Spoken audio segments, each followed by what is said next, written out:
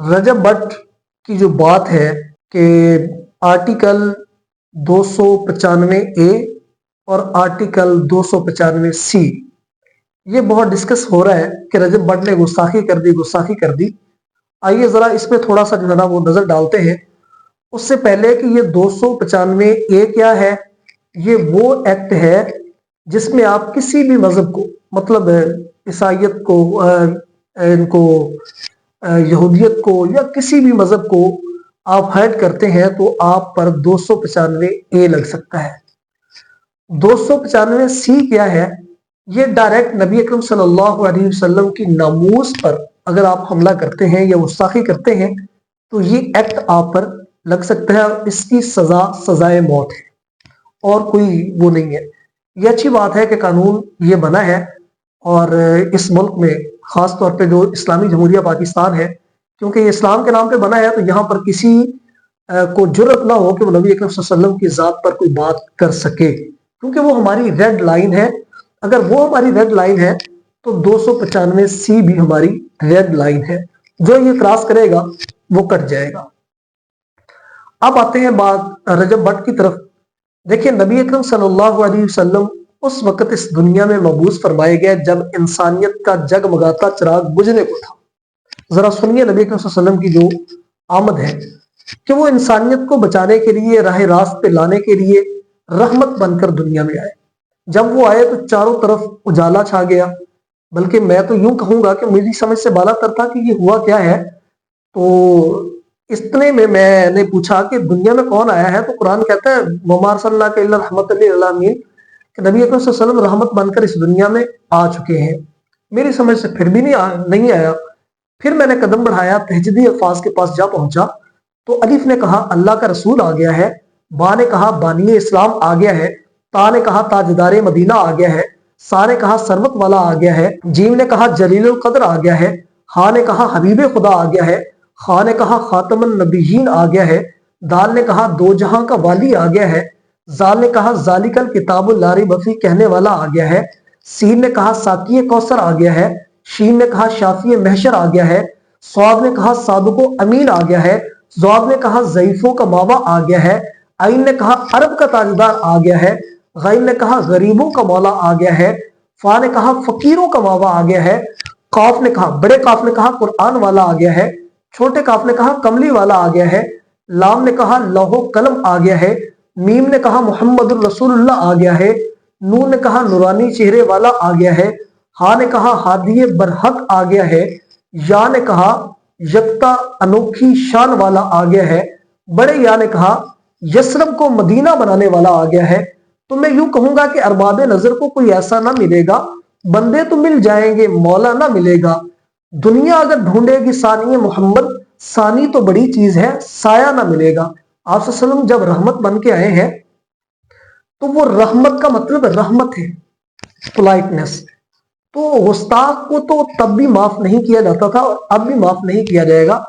अब रजब भट्ट की बात करते हैं तो आप सल्लम की शान इतनी बड़ी है, इसमें हम एक्सट्रीमिस्ट नहीं बन सकते, लेकिन हम एक जनूनी इंसान जरूर बन सकते हैं। जनून भी समझ की हद तक कि नबी अकरम सल्लल्लाहु अलैहि वसल्लम की शान में क्या बरबला उसने गुस्ताखी की है, तो ऐसी बात नहीं है। हाँ, पहले उसने एक दो बेवकूफियां की हैं क्योंकि कम अकल है, यूट्यूबर है ना, फैमिली को दिखाना, फेम हासिल करना, फेम के चक्कर में आके वो चीजें देखते हैं ये लोग कि मतलब हमें डिस्कस कैसे किया जा सकता है। लेट्स सपोज के जो एक सोशल मीडिया का इन्फ्लुएंसर है तो उसे ये लत लग जाती है, नशा लग जाता है कि उसकी व्यूवरशिप कम ना होने पाए, वो फिर कोई ना कोई ऐसा ब्लंडर करते हैं। काफी सारी वीडियोस भी लीक हुई, फिर उन लोगों ने आके माफिया भी मांगी। तो ये एक इनका वतीरा रहा है कि नंगी वीडियो लीक कर देना, लोगों में डिस्कस होना, व्यूवरशिप इनकी ऊपर चली जाती है, फॉलोअर्स इनके बढ़ जाते हैं, तो फिर इस तरह की जो है ना। अब रजब भट्ट ये तो कर नहीं सकता था, लेकिन ये एक उसका ब्लंडर था कि मैं लोगों में डिस्कस होऊंगा, वो कर बैठा है। लेकिन हमें सोचना चाहिए कि ये क्या चीज है। अगर तो वाकया ही उसने इसको, अब उसने बात क्या की है मैं आपको ये बताता हूं। उसने कहा जी मेरा उस्ताद, वो उस्ताद मानता है ये सिंधु मूसे वाले को। सिंधु मूसे वाला वो एक सिख था इंडिया का वो गुलकार था, और उसने ये बात की थी माई भागा के नाम से। माई भागा जो है ना, या माई भागा भागो, ये सिख कम्युनिटी में उनकी एक मुकद्दस वो है। तो इस पे बात की कि वो उसने हिरवन के नाम से मुंसलिक करके उसका जब नाम लिया तो उस पे भी 295 ए लगी थी कि उसने एक मजहब को या एक रिलीजियस को हर्ट किया है। तो इसने ये उससे बड़ा इंस्पायर था, उसकी तस्वीरों को चूमना और ये करना वो करना। इसने कहा जी मेरे उस्ताद पे भी 295 ए लगी है, तो मुझ पे 2 लगी है, मतलब 295 ए भी लगी है, 295 सी भी लगी है। तो ये मौसूफ जो है ना जरा मगरूर होके बताते हैं। मतलब जेल में पिछली बार जब इसने नमाज वाली गुस्ताखी की तो उसने कहा जी जेल में बंदे जाते ने जेल दे विच, मैं चला गया तो फिर की हो गया। तो ये प्राउडली, और फिर बाद में इसकी चीखें निकलती हैं कुरान पाक पे हाथ रखना। तो ये बच्चों वाली हरकतें इसे नहीं करनी चाहिए। जरा सी फेम लेने के लिए आप किस एक्ट के साथ पंगा ले रहे हैं जो मुसलमानों की एक रेड लाइन है। अब फैसला आप करेंगे कि क्या वाकई ही उसने गुस्ताखी की है। दूसरा ये है कि आप सोचेंगे कि हम कहीं इतने एक्सट्रीमिस्ट तो नहीं होंगे कि दुनिया में हमारा जो एक हमारा इमेज क्या जाएगा अगर हम इसे मारते हैं या ये।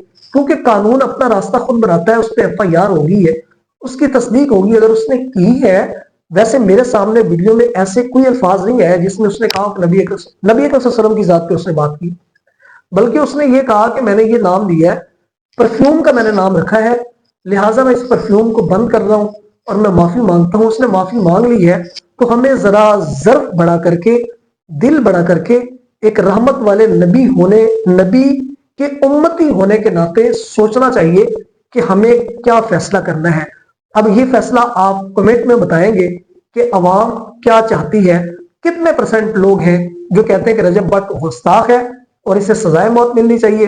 कितने लोग ऐसे हैं कि जो कहते हैं कि हम रहमत वाले नबी के उम्मती हैं और इसे मुआफ कर देना चाहिए। वस्सलाम।